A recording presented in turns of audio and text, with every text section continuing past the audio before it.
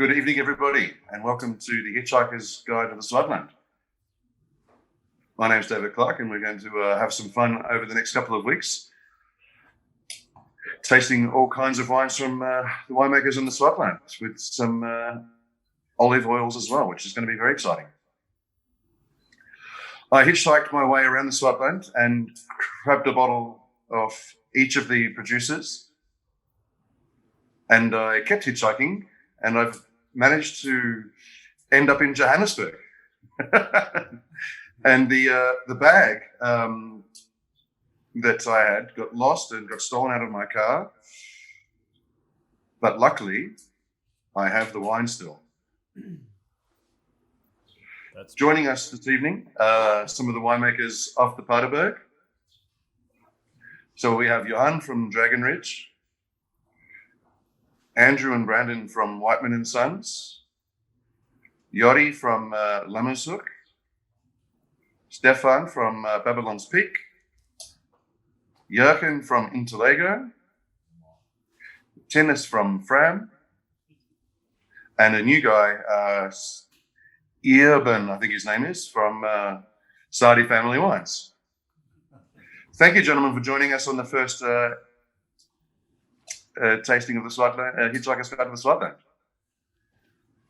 Well, thank you very much, David, for putting this all together. I think it's a brilliant idea.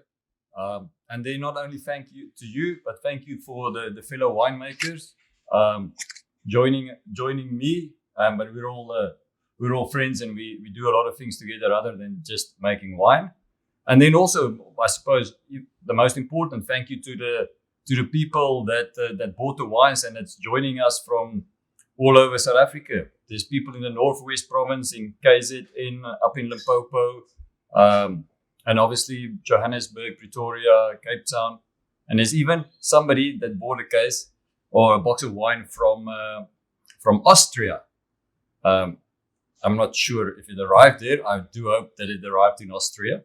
And yeah, so thank you to all of you for joining us tonight. And we have an interesting and a lekker lineup of wines to look forward to. So, David, let's see where you hike to when you're here. Let's see what happened and what you're up to. Yeah, let's do that.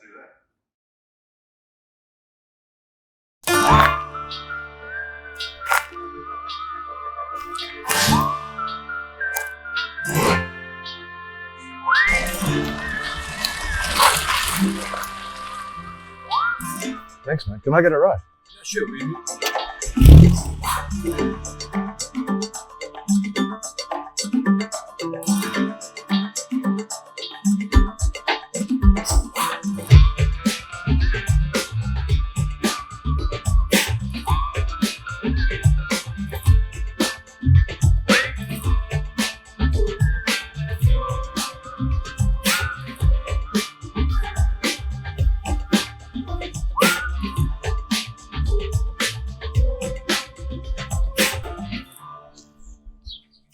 Hi, Johan. How are you? Good morning. I'm Morning. well, and yourself? Yeah, good, thank you. Thank you. We've got a wonderful tasting up in November for the Hitchhiker's Guide to the Swartland. Excellent. We're really pumped if you're part of it. Yeah, that would be great. Cool, man. I've got an invite here for you. Oh, wonderful. Excellent. Let me give you something to go on with. Awesome. Thank you. Cheers. Very nice. Thank you, sir. It's a pleasure. See you in November. See you in November.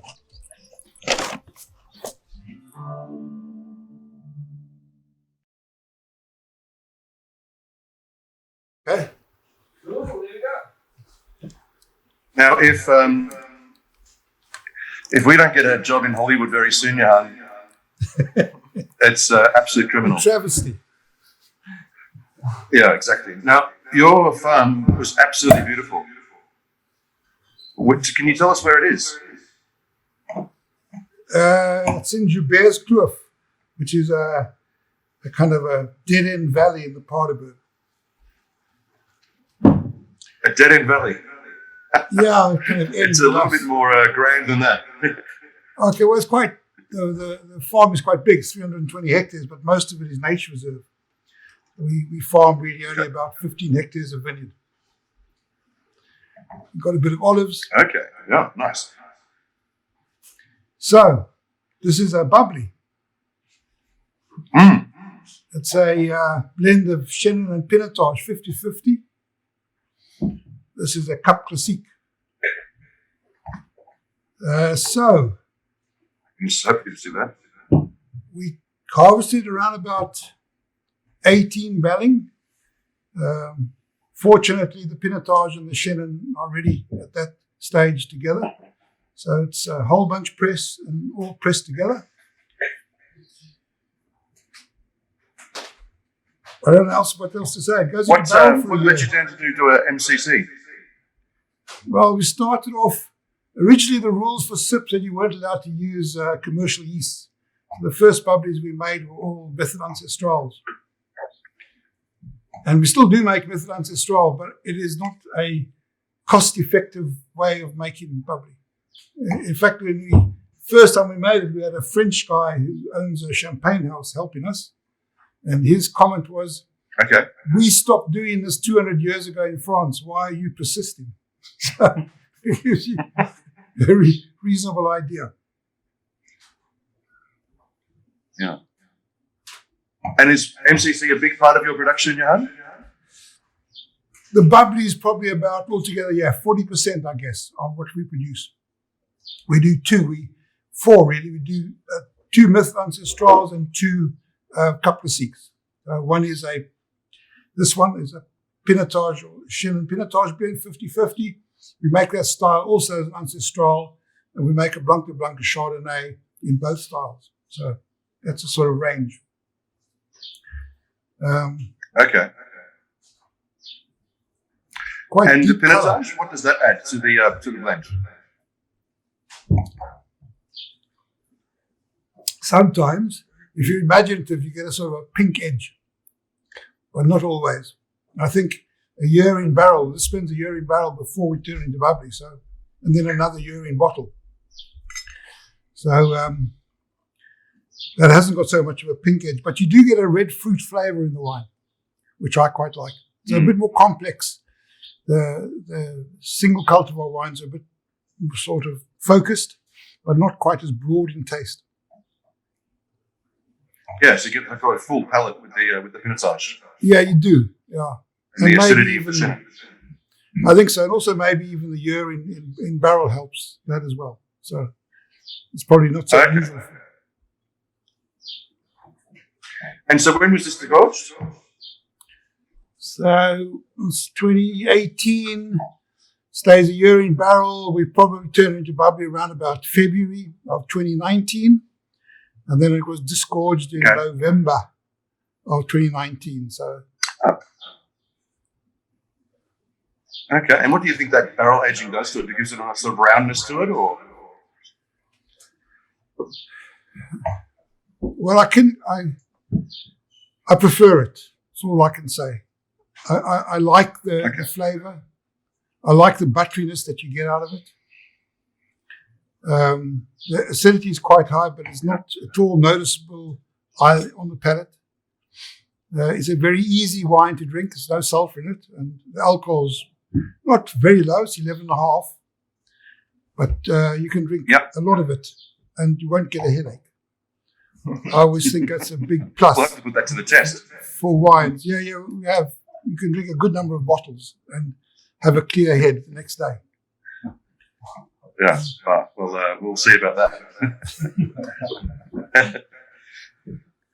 And how long does it age for once it's in bottle, Johan?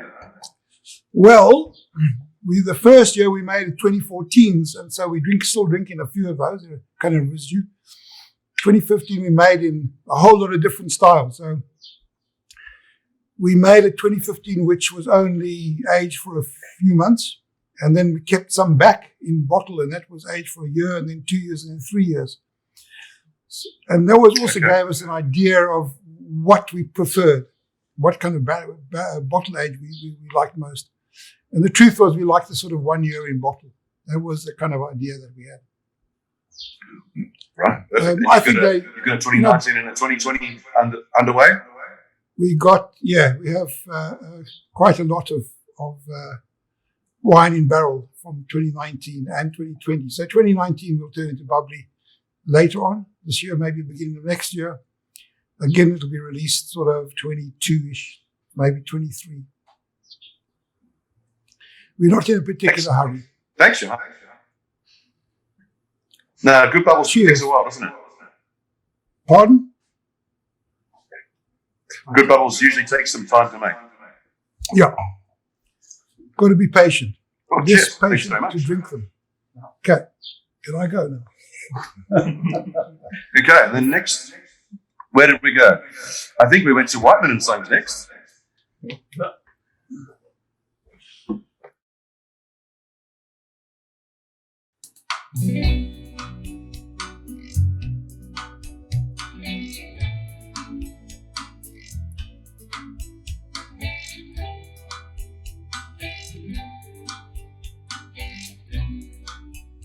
How's it, man? How are you? Yeah, all right, David. What you doing in the area?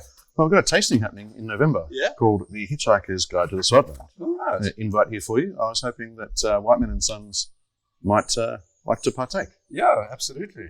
No problem. Yeah, cool, man. Yeah. Maybe can I grab a bottle of wine for the tasting? Is Yeah, that possible? sure. Maybe Yeah. something white? Yeah. Awesome. Here we go. There's our white blend.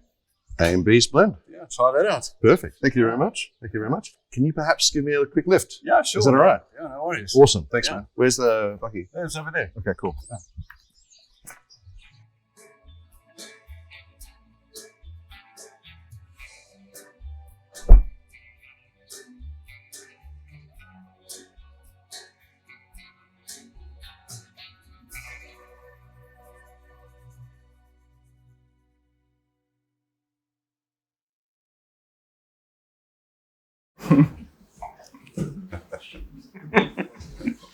Yeah, I always have a team TV crew following me around if I hitchhike around for a wine area.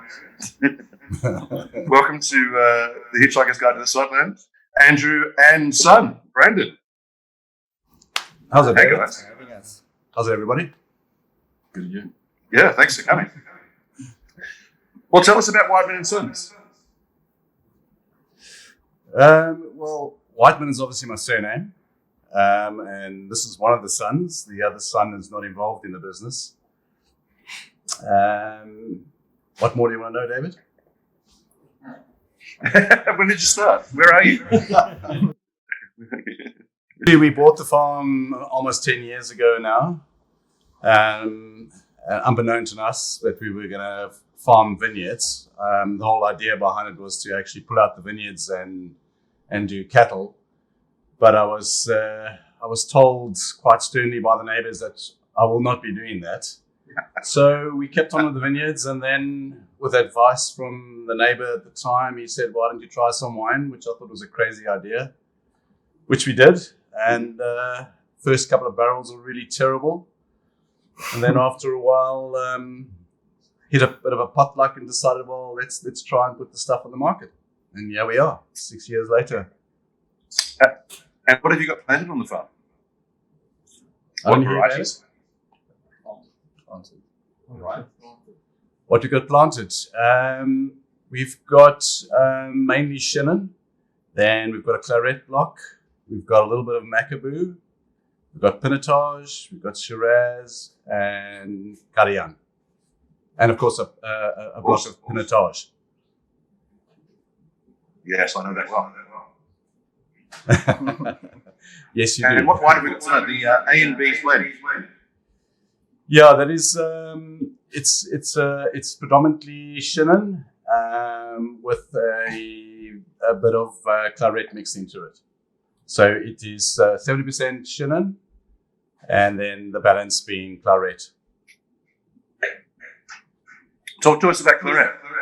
That's not a common variety, is it? No, it's not a common variety in the Swartland. We're very lucky to have a small block. It's about 3/4 of a hectare. Planted 30 years ago, or 31 years ago now. It's relatively easy to farm. It's quite hardy. The thing about Claret is that it's quite an acidic grape, so it's actually quite nice to use in a blend. Yeah, right. So I mean, the Swartland is quite a warm climate, so sometimes you probably struggle to get acidity in the wines. Does the claret help that? We find that the claret doesn't pick up a lot of sugars. As a matter of fact, it hits a sugar point and then it just stops, and then obviously the acids kind of take over. Okay, nice one. And Brandon, you're not going to get away with just sitting there quietly without saying anything. What's your role in the Whiteman and Sons, other than being the son? Well, that's the best part, I guess. So basically, I guess to be in the cellar, take what I've learned from previous experiences, previous other harvests, and then last year finishing Elsenburg, trying to kind of bring all that information and experience that I've got to try and bring that into the cellar and try and improve the wines as much as I possibly can. Oh, great! Where else have you been making wine in your journey? I've been at Lamazuk. I did a stint in France at Matassa. I was in Australia for a short bit this year until good old COVID told me to come home. And yeah, that's pretty much it. Right. I've done a bit of bits and pieces for one or two other people. Jürgen from Interligo, quite a bit. Yeah, that's the main places, I guess, where the information or the experiences come. Yeah, right. Awesome. No, that sounds great. And so, how many vintages of the A and B's blend have you made? This would be our 5th vintage. Okay, and it's always been Chenin and Claret? It's always been Chenin Claret. The story behind it is that one Saturday or one Friday evening, Brandon and myself decided, why don't we try and make a blend out of the Claret and the Chenin, just because the stuff is on the farm. So we went out and we picked 70% Chenin and 30% Claret, and went to the cellar, put it into the press, and co-fermented it. So that's how this baby was born. And we've never changed the ratio ever since. It just seemed to have worked the first time that we did it. Fermenting the two varieties together is quite unusual. Why do you do that? Originally, we co-fermented, but we don't do that anymore. I think the first time when we did it was probably just pure fluke. But ever since the second vintage, we ferment separately, and then we blend probably about a month before bottling. Okay, perfect. And then when is it bottled? How long is it up? How long's elevage? 9 months. Okay, nice. So you're bottling it nice and fresh. Oh yeah. And does it age well, or is it sort of more to drink over the first 3-4 years? I would say it does age well, purely because of the acidity from the Claret. But I reckon lifespan probably 4 or 5 years, not more than that. Yeah, right. And when I was there, you were on top of the hill. You're not on the side of the hill. What is being on top of the hill? How does that help you? I think what helps us the most being on top of the hill is when it comes to disease. We have quite a fair amount of wind. We also have a fair amount of sunlight during the day. We get very, very early sunlight. And, until late evening, a lot of late sunlight. So we have a lot of light hours as opposed to, say, being in the valley. So it's relatively easy to farm. No major complications, really. Perfect. And the water situation, is that a constant battle, or is it? We don't have water. We rely. Our vines are all bush vines, so we rely purely on Mother Nature to irrigate them. We just have all the vines on the farm at Tough Mofos. Yeah, absolutely. Yeah. We barely have enough. Perfect. Well, thank you, Andrew and Brandon. Yeah, thank you. Great. Thank you very much. Appreciate it. Cheers. Cheers. And then I think I went down to the hill slightly to next door to see the smiling assassin Yori at Lammerzoek.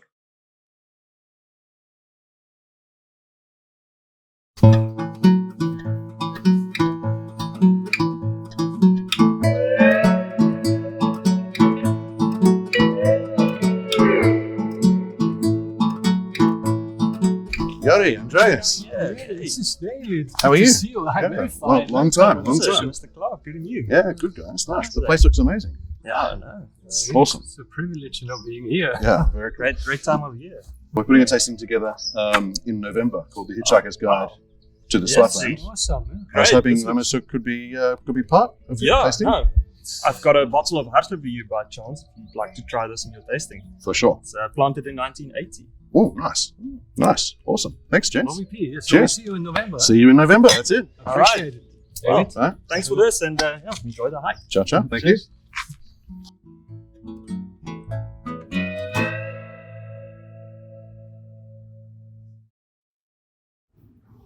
Yori, my man, how are you? How's it, Mr. David? How's it? Cheers. I don't know if we can do a little virtual cheers here. I'm sure we can. How's it? Cheers. Oh, guys. Sorry, guys. So what wine have we got here? We've got the Hartlebury. Yes. Old Hartlebury. Talk to me about Hartlebury. Very rare in South Africa, as you probably know. Planted in the 1980s, so it's part of the Old Vine project as well. We actually have two blocks on the farm, one facing a bit more on the eastern slopes and the other one on the western slopes. And I think why it's so rare, I think there's only three blocks in South Africa, if I'm not mistaken. So decided to mostly in the showcase that Swartland, for there's the one in guys. Tilburg. Is that right?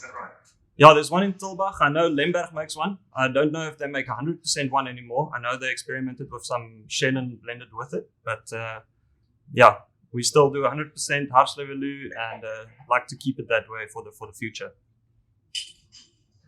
And so Hartlebury, as many people might not know it, so originally from Hungary?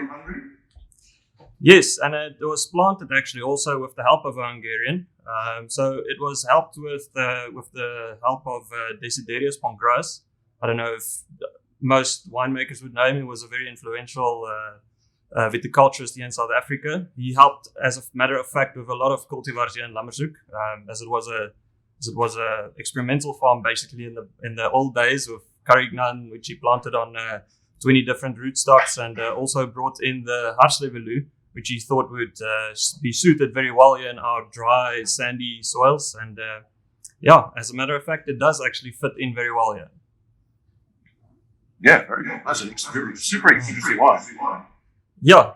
So this wine in the cellar, it's a very natural style of making it. So we do a whole bunch press on it. It's naturally fermented in old French oak barrels. We leave it on the lees for about 6 months. Then we rack it off, give it its first dose of sulfur. Then we take it back for another 4 months and we let it age. We also, in 2017, I was not there when they made this wine, because I was only here now for 2 years, but we do a little bit of cold soaking on the skins and just put a very small amount of that in there. So I don't know for the viewers if they can pick that up on the nose a little bit. We try and be very careful with the skin contact because it can be as it's a very floral wine, as Hartlebury stands alone. It can be very dominant in the taste as well. So we try and limit that for a little bit. It's super expressive. It's super exotic. It's a mouthful of wine, isn't it? Yes, and we pick it also very early. So this floral notes, if you look at the alcohol, it's 11.5%. So you'd think we pick it at about 20 bulling. Try and retain that acidity because it's also a very important blending component in some of our wines. It's got a very good natural acidity, but it also doesn't lose that floralness, and you don't lose that underripe, or you don't get that underripe notes on your wine. Yeah. No, I wouldn't accuse this wine of being underripe. There's a nice, almost little bit of grip of tannin there as well, giving the wine a weight and a bit of gravitas. Yeah, that comes from a bit of the skin contact, that cold soaking. I think we leave it. It usually comes in on a Friday, so I put it in a stainless steel tank. We leave it. We put the cooling on full. We leave it there for the weekend, and on Monday we press it because we want to leave early on Fridays. Because you're a bit lazy, you need to brine and have some beers. You're not lazy. Just we need to drink some time and harvest as well. So No one's blaming you. So is there a plan to increase the plantings of Haarlemmerloo, or are you happy with what you have? So yeah, David, that's actually interesting. We're looking. It's not a variety that you find the vines just at Bosmans or any of the stocky producers, as we say in Afrikaans. Excuse my Afrikaans, but so we're looking at grafting it ourselves. We're looking at this taking place as a project for next year to look deeper in that. Because over the years from 1980s, we lose some of the vines during these droughts, and we also had a massive mole problem here in Lammerzoek. I don't know, the other guys will tell you in this area, yeah, it's like dussies. It's massive things, and it's just one bite beneath the roots, and it's middle harvest, and you just see this nice old vine, and then here February these leaves just goes completely yellow and you lose the vine. So yeah, definitely looking into grafting in some new vines. And it's since I've been on Lammerzoek, I thought it'd be a very important, or I took it as a very important blending component in our white blend, which obviously, as you know, it adds a very nice acidity. It's got a low pH coming in naturally. So it's one of those things which you don't really have to send to WinLab. So you just know it's perfect to just bring that blend together. Awesome. And the name, die Paardeberg, is blaar a leaf? Yeah, so blaar, English, yeah. So the blaar, Paardeberg, obviously means a hard leaf. So for the viewers or people that hasn't seen a Haarlemmerloo vine, it's got a massive leaf, and it's quite a hard leaf. It doesn't tear easily. So that's where the name came from, and obviously we try, and this whole mysteries range is a Afrikaans short and simple name that we try and run through there. Oh, very cool. And Haarlemmerloo in its native Hungary is quite often used in dessert wines, in sweet wines, in wines affected by botrytis. Is that something that you guys do there, or is it? It's in a very expensive wines, the Tukai's dessert wines. To be honest, yeah, I started in 2019 experimenting with making a straw wine from Haarlemmerloo. It's not something that's released yet, but unfortunately, I don't have enough Haarlemmerloo on the farm, so I can't take it too far. Otherwise, I won't have anything left for a dry white and as a blending component. So I started in 2019 doing small experiments on a old vine Chenin 60% and a 40% Haarlemmerloo. So it's also basically it's a straw wine that I make from Chenin that's planted in 1966, and then some Haarlemmerloo that we've got these old pigsties on the farm. Very simple. Put a net over it. It's got shade. It's got sufficient air moving through there. So and some hay bales that I throw open, and I dry it there to about 40 bulling, and take it into the cellar, and it does a natural fermentation. And then I'd stop the filter, or I filtered it on about 20 bulling, and you get a nice 11% alcohol and a 200 very, very sweet 200 grams per liter. Just a lazy 200, eh? Yes, exactly. And so for the sweet tooth out there, it's perfect. But the acidity of that Haarlemmerloo, I tasted the wine. It's been bottled actually now a few months ago, and that acidity of the Haarlemmerloo that blended together with the Chenin, you wouldn't say it's that sweet. It's actually a very very well balanced wine then in the end. Yeah. And as you said, I mean, it's more floral and spicy rather than fruity. It's a really interesting one. Yeah, sorry, could you repeat that? No, I'm just saying it's more spicy and floral rather than fruity. No, it definitely is. I also, on the nose here, I pick up a pickled pear, and quince is very, very prominent on this as well for me. Clever, yeah, Looks like nice. David. We will talk about this wine on another note as well. I know we're limited All to right, time. thanks That's for reading why I got the duck. Oh, is that your time up then? The duck when the duck comes in? That's my cue to go. Fair enough. Well, Yori, thank you very much. Next we walk down the hill into the Abrioskloof, and then over the hill a little bit to Babylon's Peak to see Stefan.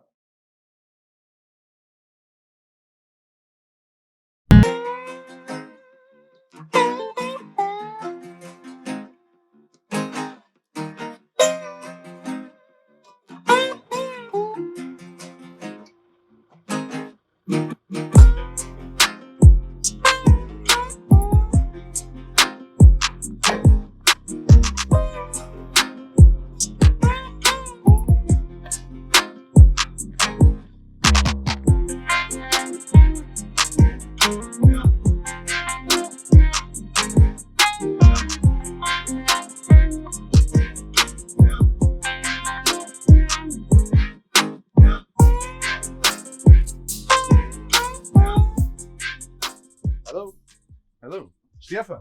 Yes. Yeah, hi, I'm David. How are you? No, nice to meet you. Yeah. I'm fine. Yeah, cool, man. I've never been to Babylon's Peak before. It's really beautiful here. Okay, It's a thank bit you. of a Welcome walk. here. It's a bit of a walk from the road, but it was a nice walk. I'm lucky you find us. Yeah, I've got a tasting up in November for the Hitchhiker's Guide to the Swartland. Yes. I was hoping Babylon's Peak might like to be part That of it. will be very nice. Yeah, we will definitely take part of that. Awesome. Okay. Can I maybe a bottle Yes, of let wine me and a just get a tasting? bottle of wine that you can Perfect. try the tasting. Cool. This is a bottle of Babylon's Peak Senso 2018. I think that will do well in the tasting. Awesome. Thank you, sir. Thank you, sir. Cheers. Thank See you in November. Thank you very much. Nice one. Thank you. Keep well. Bye.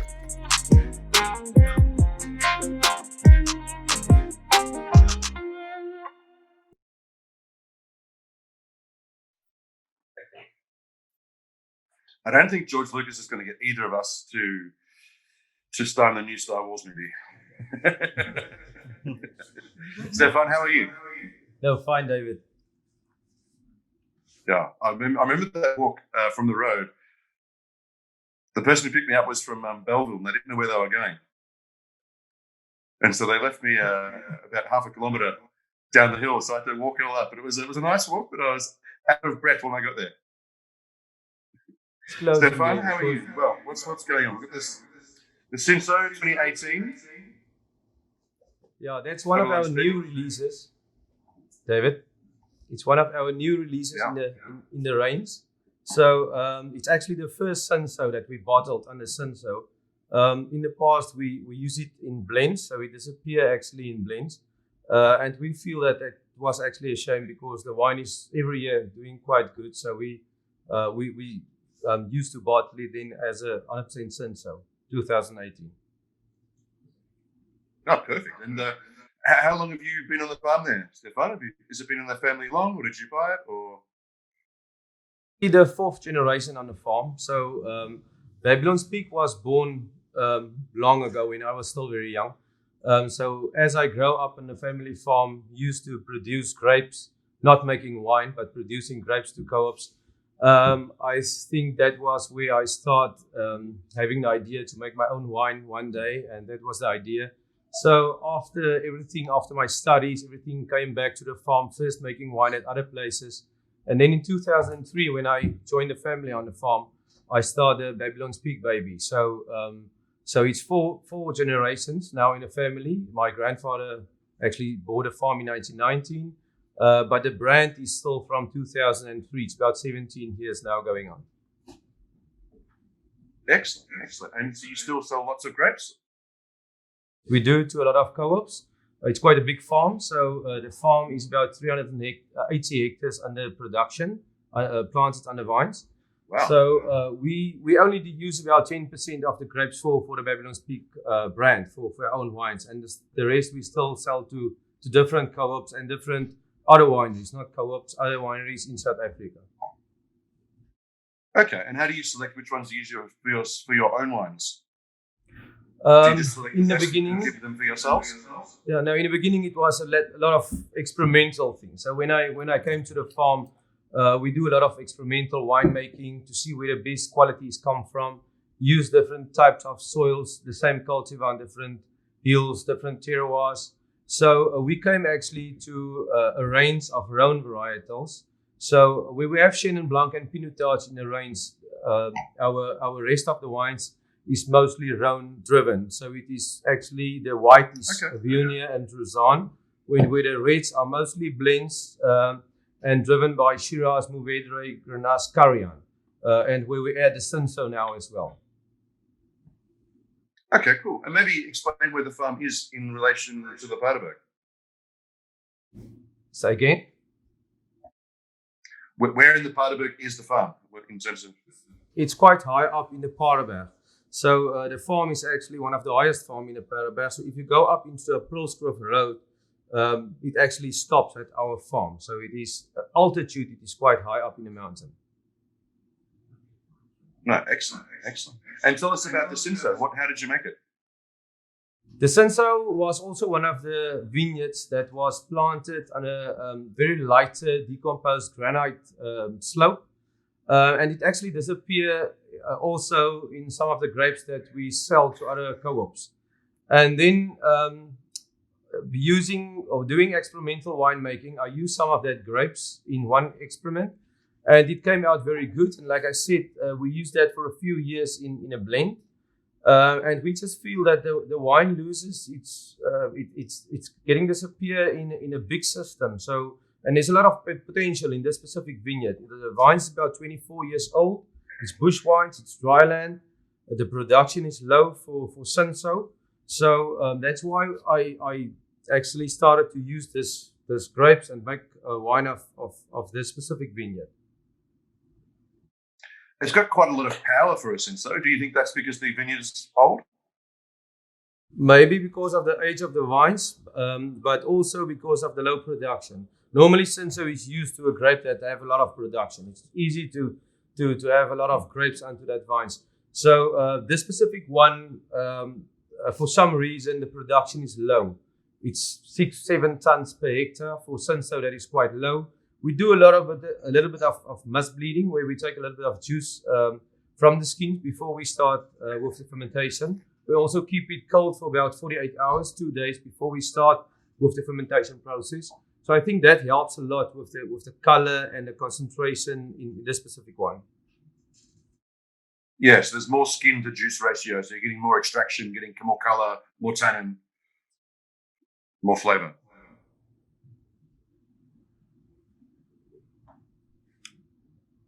And did you use any stems in the winemaking? The specific wine, we used to play a little bit around with stems in the Shiraz, in some of the Rhone blends, like the Shiraz Mourvedre Grenache blend that we're doing, 2 to 5%, but not in the Cinsault. The Cinsault was only destemmed and then take to the tank, cold maceration, must bleeding, and then the fermentation started. Okay, and how long did you age it for before bottling? The wine went through malolactic in older barrels. It's 300-liter barrels. After malolactic, we kept it for another 10 to 12 months in the barrels before we bottled the wine. And the wine was actually just released this year. It was actually in end of March, so we didn't have the release of the wine or launch because it was lockdown. So and that was actually our first Cinsault bottled on its own. So the wine was only in older barrels, so you can taste on the nose. There's not a lot of oak. The pepper flavors, the spicy notes comes through a lot. Yeah, no, it's got beautiful fruit to it. Yeah, beautiful.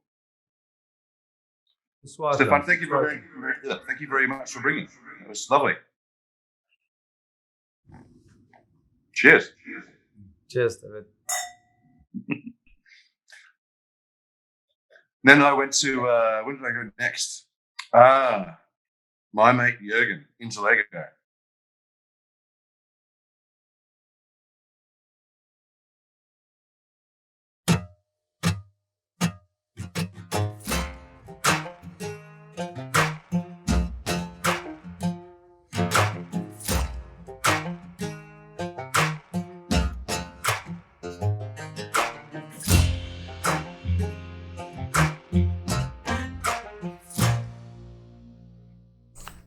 Jürgen, you here? There. Hey man, how are you? Yourself. Yeah, good, man. Yeah, good. Oh man, welcome. Yeah, thank you. Are you here for tasting? No, I haven't got time, man. I'm just going to do a tasting for the Hitchhiker's Guide to the Swartland in November. I was hoping Interlego could be part of it. If I can give you an invitation, is that cool? Yeah, sure, man. Awesome. Awesome. What's it there? Cool. Awesome. Oh, awesome. Yeah. Thanks a lot. No worries. Well, for your effort coming out, it's a bottle of wine. Cool. Thank you. Yeah. From Paardeberg. Very nice. Can you give me a lift? Can Yeah, that work? sure. Oh, awesome, man. Thank you. Cool, Good, man. Stop in there. Awesome. Thanks, man. Yeah.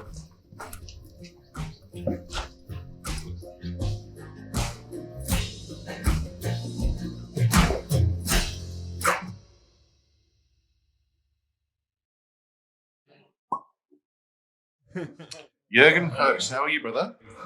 Good in yourself, mate. Very good. I hear I'm echoing. I apologize. I'm not sure why I'm echoing, but I apologize for that. There's no sound coming from me, but yeah, I apologize. So I think there's some comments happening that it's echoing. So I'll try to keep my comments short. Everyone's very relieved about that, no doubt. We have from Jürgen Hoes, Colebrook 2017. Before we get into the wine, man, what's going on with this label? I mean, yeah. So I tried to improvise a bit when it came up with the label. Try to show my artist side, which clearly, doesn't exist. But yeah, at the end of the day, It consists of a Koki. on a very tight budget at Interlego back in 2017. So we couldn't really afford designers or printers and stuff. So that's just why we went just a low budget, cheapskate. So yeah, I think that was the only way we could get through it and be able to afford it. So yeah, but we're growing up, we're getting there. You will see the labels they're improving and stuff. But that's still a lot of fun, that label, and still get a lot of good comments. But also there's quite a few critics out there, but it's cool. It's fine. Can live with that. No, it brings character to the brand. Well, talk us about the name Interlego, or as my Italian friends say, Interlego. Well, it's Interlego because it's a Latin for understand, and I think actually back in the day when I worked, I did a harvest with Eben and Sadie in 2008. I was starting thinking about making my own wines, and what your first name will be, or the name of the brand, and you want the brand name to also have meaning and carry it through all the labels and stuff. And for me, it was always about understanding the wine and understand from where it comes, and the whole process. And it's like I said, you can give a guy on the street a bottle of wine, you won't understand it and you won't appreciate it. But the moment when you start to tell your story and the whole process behind it, then there's a lot more appreciation for the brand and for the wine, and then there's a lot better understanding for it. And I think that's with a lot of things in life. That's what it's all about. It's about understanding something, and even when it comes to women, once you understand them, it just makes more sense. So Do you? so yeah. I'm not going there. So it's about context, Jürgen. So put this wine in context for us. Paardeberg. So look, it's I make use of vineyards in Paardeberg, and then was also a little bit on the Abbotsdale side. So it's a lot of Malmesbury shale soil. I normally do the Interlego Syrah and the Colebrook, where the Interlego Syrah is a bit more like the kind of, I would say, rustic wine, more kind of earthy characters, where the Colebrook for me is a bit more fine. And that's also why I decided to pick it a lot earlier, harvest earlier, to get a bit more of those finer tannins. I'm not a fan of big wines, big tannic wines, big jammy wines. And I think especially with the Syrah, for me, it was all about freshness, acidity. I was lucky enough to do a stint in Cotroti in 2010, where actually I learned quite a lot about Syrah itself. And I also prefer these more, I would say, elegant style wines. You know, it's a bit more of a feminine touch. I find a lot more enjoyment making these wines, drinking these wines. And I think that was the whole idea of the Paardeberg. I got a bit of flack from Eben earlier because my alcohol is so low, but you know, that's fine. So I like to stay there at the more fresher style. I'll leave the 14% to Eben, so that's cool. So I think with the Paardeberg, it's just all about the expression of that Malmesbury shale soil. And I think you get it in the wine as well. So it's maybe also Syrah. Maybe talk to us about Malmesbury shale. What is it? So the Malmesbury shale soils, obviously here in the Paardeberg, it's a lot more. We work with a lot more granite, so it's like very decomposed granite, very poor sandier soils. Malmesbury shale soil, there's a lot more water. I think there's a lot more nutrients in the soil itself. And then for me, the big difference is definitely the tannin structure. Where on the granite side, it's a bit more kind of fresh and minerally, where on the shale soils, it's a bit more grippy. It's almost like the shale tannin, you can kind of like box, where when it comes to the granite sides, you know, it's a bit more, you know, all over the place. So for me, that was another thing, because sometimes when you work with the Malmesbury shale soils, if one is not careful, you have to take care to not make a wine that's maybe a bit too overpowering and a bit too tannic. And funny enough, we've been talking earlier about viruses and vineyards and stuff. And one of these blocks actually has been having, you know, there's been virus for the last 10, 12 years. But it kind of worked in my favor, because virus means that actually, you know, it can only reach a certain sugar level. And for me, this was perfect, because I mean, actually, I don't want the sugar to go too high and also to be too alcoholic. So kind of like took that and make it work in my favor, and especially on these Malmesbury shale soils. You know, instead of making something that's just a bit too overpowering. So I think that was the whole idea. Make the virus work for you, not against you. Of it. Yeah. You could be making Pinot in the Inland Ada. Colebrook, where's the name come from, brother? So I worked at the farm back in the day when I started it in 2012, and we used to have a lot of these Vietnamese potbelly pigs. And then normally you get the ones that they are black, so the Vietnamese potbelly pigs, but then there are ones that's white with the black spots on the ham. And they were actually called the Colebrook pigs. And I was looking for something, I mean, I'm Afrikaans, that's my native language. And I was looking for a name at that stage, you know, Afrikaans name for the wine. And I thought, you know, it's also something that you can, you know, pronounce in English quite easily, you know, the same as in Afrikaans.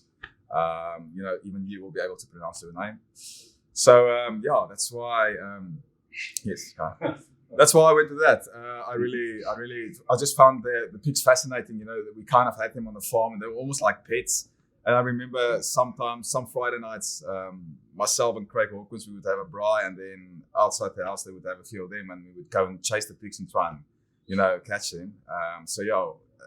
Hopefully the SPCA is not listening to this video. But yeah, is this before you had girlfriends, or? So that was just a lot of fun, and I mean, great animals, and actually very clever as well. And even at the place where I rent Sal's place now, there's still a few of these Vietnamese potbelly pigs, and they're just great personality and like you, and great animals. They're very docile. Exactly. Very chill. Yes. And Colebrook means what? Like a spot on the shorts or pants, or? Look, it's a spot on your pants, that's just why we worked in with the. You can see that. Shit, this thing's the light. Fuck. Yeah, you can see there. It's so Interlego. The Interlego logo is normally the scale, which is the Libra, which actually symbolize balance between nature and the human. You know, obviously we work in the vineyards, we work the grapes, and then we also make the wines. And then with the Colebrook, we kind of use that scale to. We improvised a bit. That little stick figure is actually the scale. So I worked back in the day. I worked in France. I did a harvest in France, and I was playing around, and I was trying to figure out what the next label should be, the Corbrook one, and there was a pen lying there and a piece of toilet paper, and I started drawing on the thing, and that's how the whole thing came to life. So very cool. And the wine itself, I mean, it's not very overtly fruity. It's more savoury. It's got sort of like dark olive character, the green peppercorn, caperberry. So spice. no, for sure. And I mean, even if you drink the 2012, I still have quite a few of those 2012 bottles. Especially the darker olive characters comes through quite a lot, and I find it quite often in the Swartland wines. I think if you make it in this more kind of fresher style, which I like quite a lot. And like I said, also with the finesse, you get that kind of like almost like astringency and that kind of like finer tannin, almost like a nervous tannin. I think some people might even call it a greener tannin, which I don't mind, but for me that's also freshness, and that also boosts the ageability of the wine. No, very cool. Very, very cool. Thanks for bringing the wine, man. And next, we went to, we didn't go there because we caught him on the road and he had a problem with his car. Tennis from Fran.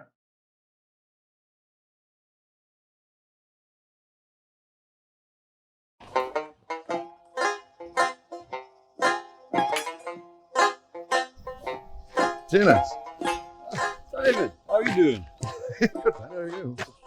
No, there's a weird rattle in the car. Oh, Do you know anything? Oh, don't know. Can I have a quick look? Yeah, take a quick look, please.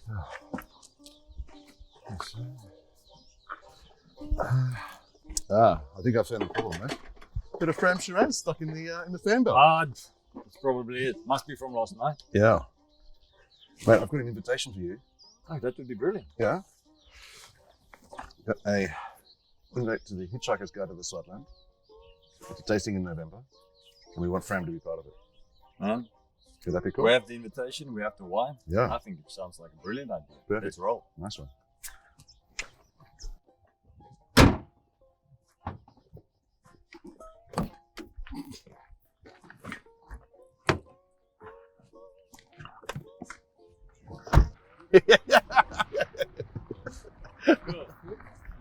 Should we just keep going? That was fucking great. That's done.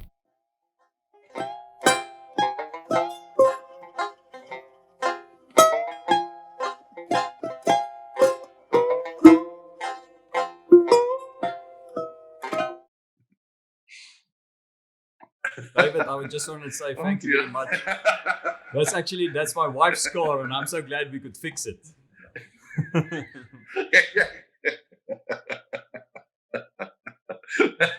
Sorry, I might need a moment to compose myself here. That's the first time I've seen that. Dennis from Fram, welcome. Thank you, David. Thanks for catching up. Now, where you make your wines is far away from the sea, but you've got a boat on your labels. Talk to us about that. It's a very long story. We don't have time today to catch up on everything, but it started at just give us the highlights. Okay, so one day at university, I was in the library. I had to study. I didn't feel like studying, so I took out a book, and the book was actually about polar exploration. A guy called Ernest Shackleton. So then I read that book, and at university you always find something to do other than studying. So I read another book and another book and another book, and there's a boat that featured in a lot of those books, and the boat is called Fram. And it's the name of a Norwegian boat that the guys used to go to the North and South Pole 120 years ago. And one day, like Jurgen explained, because unlike most of the guys here, they own their own land, they farm their own vines, and hopefully 2 years from now I'll be doing the same thing. But so I source grapes from a few different places, and when you make wine, which is the easy part, you have to put it in a bottle and you have to sell it to people, and you obviously have to put a label on it. So I had to call the wine something, and Fram was a good story for me. I liked the fact that those guys went to places where nobody had been before, and they didn't know what was going to happen when they go there. And it means to go forward. And I think anybody in the world that has ever had a business will tell you, if you spend more days going forward in a business than backwards, you do probably winemaking or anything else, it's probably a nice place to be. So that's what I try, to spend more days going forward than backwards. That's the plan. I don't go forward every day, but as long as I go forward more than I go backwards, I should be all right, I think, I hope. That's a solid plan. Now, I notice on the label you call it Shiraz, or if they say, as they say in Adelaide, Shiraz. Now, the probably the common nomenclature in South Africa is Syrah these days. Yes, Why but would it's you put Shiraz in it? the thing is, it's interesting because I have a friend and he's in the room at the moment, and we were in class together, and he makes what I call Shiraz, and he calls it Syrah. But the reason I call it Shiraz is we had a viticulture lecturer at university called Eben Archer. He was a top lecturer and a very knowledgeable guy. And I originally come from Gauteng.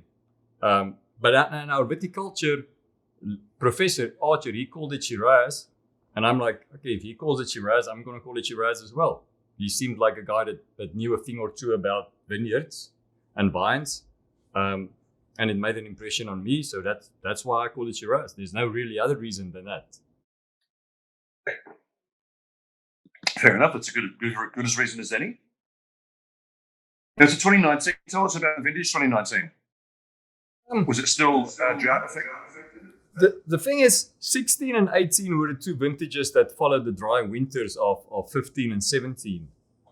In the year of 18, the winter of 18, I actually had a little bit above average rainfall, but we could call it average rainfall for the most part. But obviously plants, because 15 and 17 were the dry winters, so 16 was a very hot January as well. 18 was also dry, but it wasn't that hot.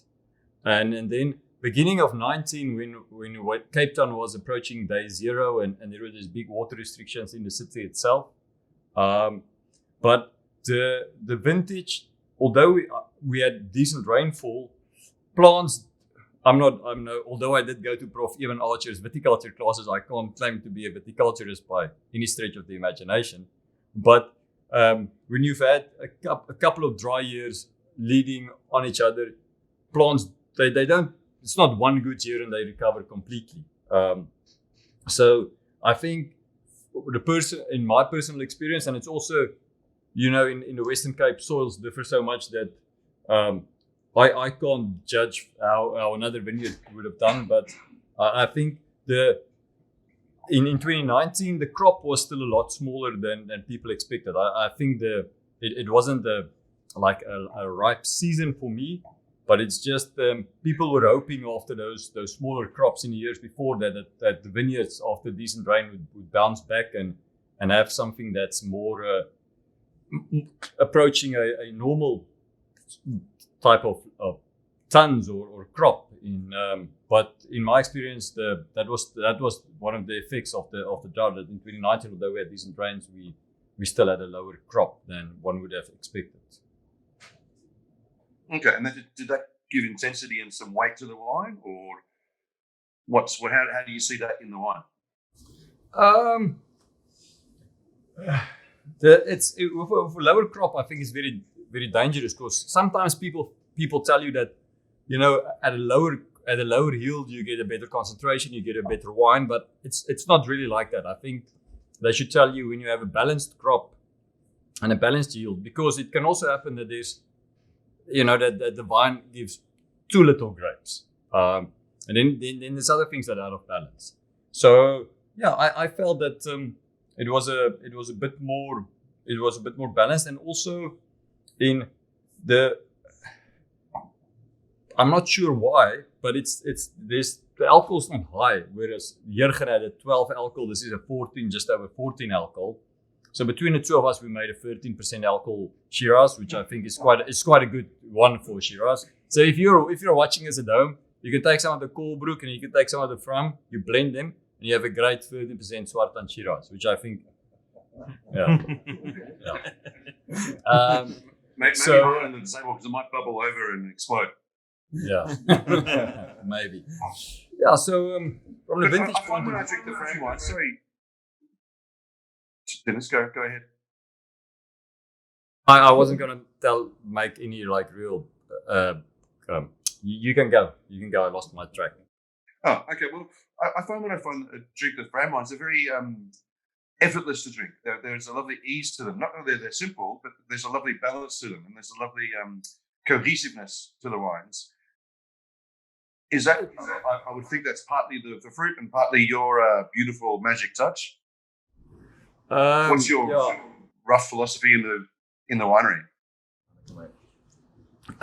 I think if I've been making wine for 20 years now, so I know now already what I do not know. So I've and one day I'll know the important bits, but I now know the bad bits to leave out.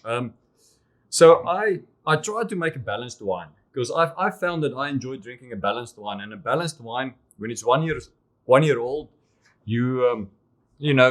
it's nice and compact and it's together, and it's when it's 20 years old, it's still good. So rather than have a lot of fruit and sort of maybe a little bit less tannin, I'd rather have medium fruit and medium tannin, because I feel that gives you a wine that's when you drink it, it's more, I don't know, it's just, as you say, it's easier to drink. For me, it's more enjoyable to drink a wine. I'd rather have less of everything, but it being balanced than more of 2 or 3 of the components and less of another one. So that's my philosophy. I'm not saying it's the right philosophy to have when you're making wine, but that's the wines that I enjoy drinking. Those are balanced wines. So I try and make a balanced wine. Well, it results in delicious drinks. So well done. Well, thank you. Do another of those digital cheers. Well, I think that's the end of the hour. So we're not going to get to Eben, unfortunately. That's a shame. I'm not sure what we should do here. Actually, no. We better include him, shall we?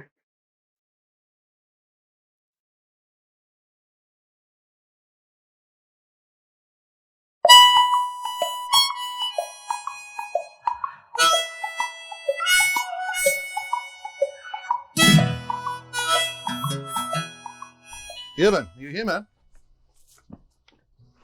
Hey, David. How are you, man? How are you, man? Good. Good to see you. Thank you very much. I thought you might be surfing. Heard it's good today. It's been good, but nice to see you in our hood. Good, man. I'm here to invite you to a tasting in November called The Hitchhiker's Guide to the Swartland. That seems very fancy. Would you care to partake? I would love to. Awesome. Can I grab maybe a bottle of wine for the tasting? Just one? Just the one. Okay, I'll find one. Yeah. Here you go, buddy. Chains were my favourite. Try that. Awesome. Thank you very much, sir. I hope, it will keep you on the rail. Thank you, sir. Got Thank you more very places much. to see, so we'll see you in November. Oh, there's a bit of wine in there. Yeah, there's like 15 bottles in here now. Ah, Yeah. you're good to go. Not sure where, but yeah. Cheers, man. See ya. Thanks.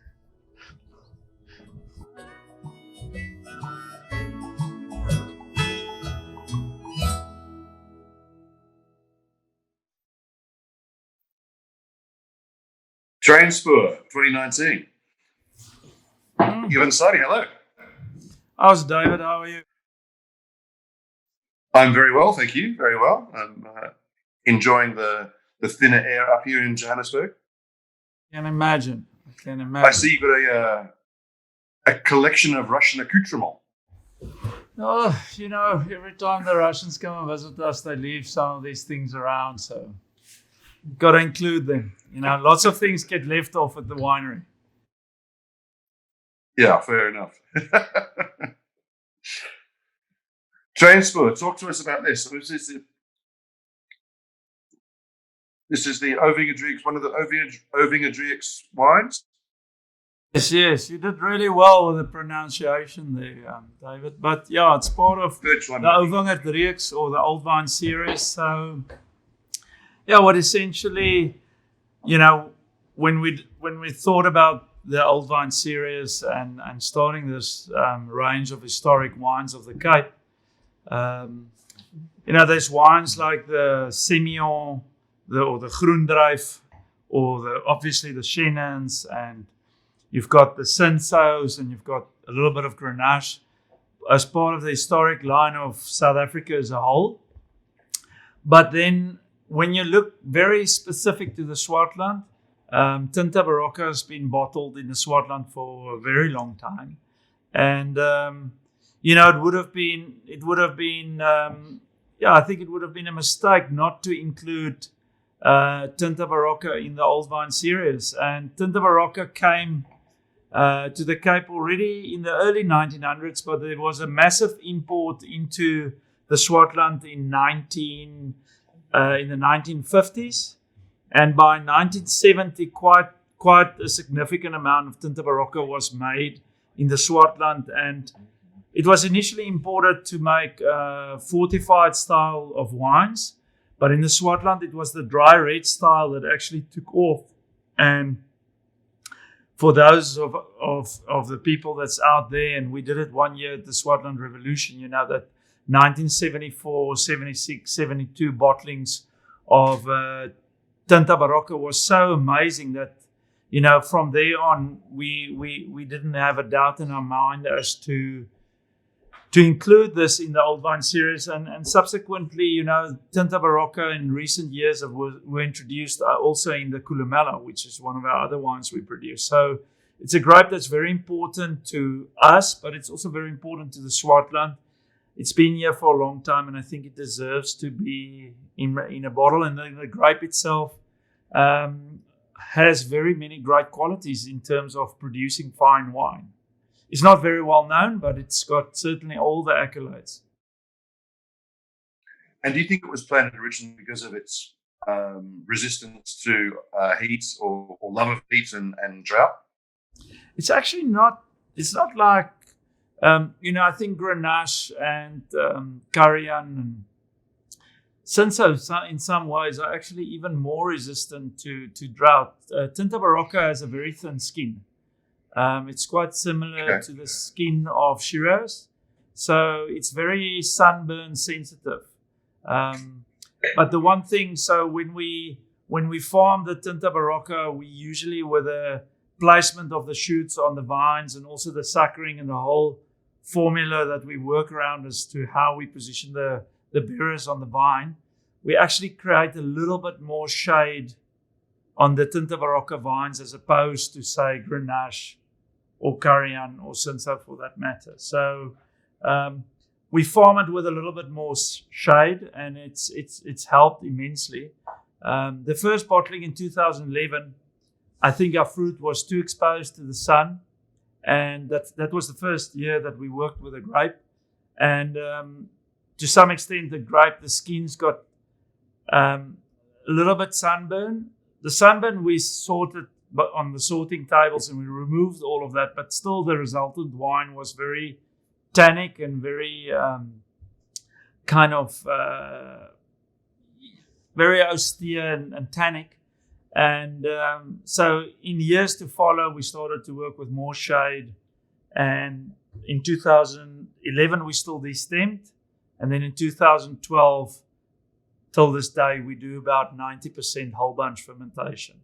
Also to not have too much of extraction too fast. And I think the wines got more elegant and more harmonious through the years. And obviously the work in the vineyard. The vineyard was in not the best of conditions. And now 8 years later, the vineyard's actually looking very good. That's great. Awesome. And the name Train Spoor, I'm assuming that has something to do with train tracks? Yes, there's an old railway line running just past the vineyard, and today there's a multitude of vineyards planted actually around this vineyard at the railway track, but this was one of the first vineyards to be planted in that sector of Malmesbury. And so in the old days, the people always referred to it as the vineyard at the railway line, and the workers and everybody, called it the railway vineyard. So where are you going to spray today or prune today? So it was kind of the railway vineyard. And that's kind of a name that stuck to the vineyard. Obviously now more vineyards have been planted, so it's not the singular vineyard and that zone anymore. But it's a historic name that's very bound to this vineyard. And so we decided to continue with the name and include it as the name in the Old Vine series. Cool. And Tinta Barocca, the wine. I mean, there's not many single varietal Tinta Baroccas out there. Maybe can you talk to us about what you, over the years you've been working with this vineyard and this wine, maybe describe, if you can, like the ideal or typical Tinta Barocca wine. The good thing, structure and tan. I think the good thing about producing Tinta Barocca is nobody really knows what it should taste like, which in a way gives you massive political freedom, and you can just create a freedom because there's not a reference. It's not like boxed in like Shiraz or Grenache or something else for that matter, or Chenin Blanc should be this. So you can easily tell somebody that this is a really good Tinta Barocca and they wouldn't know if it's not. But Tinta Barocca, I think in my layman's terms to myself, I think the best way to understand this grape is it's got an aromatic aspect and the aromatics of Shiraz. So it's kind of peppery, spicy. It's got some herbal aspects to it and all of that. And then it's got this very firm, grippy tannins, almost like a Piemontese wine. So, like a Piemontese Nebbiolo. So, I always say that Tinta Barocca is almost like taking a Côte-Rôtie wine and a Nebbiolo from Barolo and you put them in the same glass. And it is a it's a big temperament grape. And the grape it actually can produce very serious wine. And people must realize. Sorry, Kevin, I'm going to interrupt. What does big temperament mean? Big temperament means that it's got massive tannins. It's got a big structure to it. It's not a swimming pool wine. It's not a wine that you're going to have at a picnic. It's a wine that you need to age. It's a wine that you need to put down for a number of years. And you got to age it as you would do for a wine from Piedmont or a really good wine from even Côte-Rôtie. So, but it's much firmer than a Côte-Rôtie one. The tannins are really quite boxy, and we've really try and kind of steer most of our clients and people that's been buying this wine for us for a number of years, having to encourage them to lay the wine down and not drink it while it's young. It is one of those wines that can age incredibly, and Tinta Barocca, you can age it for 20 years, 30 years. It's got the right tannins, it's got the right texture and feel to it. So why are we drinking a young one today? We're drinking this young one because the old ones were sold. That's a very good reason. We are a wine cellar with an S, No, I mean, Should we have some? it's obviously there's a lot of people. Yeah, no, I think it's a grape that I find that it's a very good inhabitant of the Swartland. It resonates with the countryside here. I like the idea that it's got this temperament and that it can make that kind of wine. And this wine's forever been between 12.8 and 13.5% alcohol. That seems to be its natural ripening space. And it's a grape that we're very excited to work with. And we're very proud of this wine, and we're very proud of the vineyard it's a very old, even a vineyard that's older. This vineyard was planted in 1974. And the vineyard that we're using in the Columella was planted in 1964. So it's even 10 years older than this vineyard. And this vineyard's planted on decomposed Table Mountain sandstone and granite. It's a alluvial site. So you have almost got two soil formations that moved with water. So it's planted rather at the bottom of a valley. A lot of quartz in the soil as well. It's just a wonderful site, I think. Is it quite a vigorous site? I think the site's not that vigorous, really. If I look at the other young vineyards that's now planted around this vineyard, they're not overtly vigorous, either being Chenin Blanc or Pinotage or whatever. So I don't think it's not one of the highest productivity areas in the Swartland. But again, like very many of the growers here tonight that shared their wines, also unirrigated most of our vineyards. I think 90% of the vines we work with is unirrigated. There's no form of irrigation. So you also very much, I think it has a big effect on just pulling everything back, in terms of not having that water availability. The drought years, 17, 18 and 19, very painful, not having irrigation, but hopefully we'll get better rains in years to come. Maybe it doesn't happen, I don't know, then we've got bigger issues, bigger problems. So, the fact that where you're situated and the way the world's moving, water is going to be an issue. Yeah, I think, look, the water issue is a big issue, and I think I don't only speak for myself. I think I speak for very many of the producers here this evening. A lot of us have changed a lot of the ways we farm. I see a lot more cover crops being farmed, cover crops being rolled flat. I see a lot more mulching in the Swartland. We see a lot more. I think that one of the best ways to irrigate a vine is actually to drop the fruit and reduce the fruit load. So I think there's very many ways, but the droughts definitely forced us to farm very, very different. Thank you very much. We're all still here. We're going to have a fantastic barbecue now. We're going to drink and taste through all of the wines again. Thank you very much for joining us, and I hope all of you had a great evening. Braai. And then we just want to thank our sponsors, Santam. They always, they've been part of the wine route for 15 years, so they've been helping us a lot, with our wine route. And I want to urge all of you to tune in on Friday for the next episode. Thank you very much. Bye.